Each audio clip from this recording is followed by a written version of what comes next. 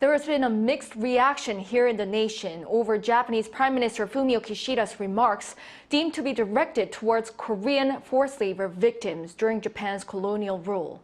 Our foreign affairs correspondent Bae Eun-ji has the expert's take on his remarks. Perhaps unsurprisingly, the message from Japan's Prime Minister Kishida regarding the Korean victims subjected to wartime forced labor was not much different from the one he gave when he met President Yoon in March, as he still avoided using the word apology. But for the first time, he did say that he felt heartbroken for those who had to work in difficult conditions.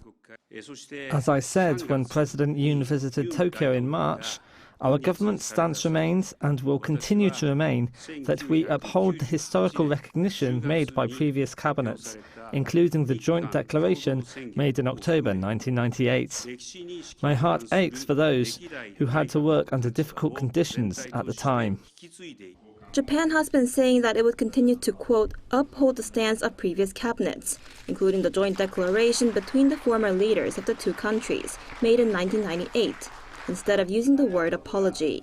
The joint statement by former South Korean President Kim Dae-jung and former Japanese Prime Minister Keizo Obuchi includes Tokyo's deep remorse and heartfelt apology for causing tremendous damage and suffering to Koreans during its colonial rule. An expert assessed that although Kishida's words did not amount to a sincere apology, it was a meaningful step. Historical issues are the biggest hurdle the two countries have to overcome, so it's not easy to get a satisfying answer right away.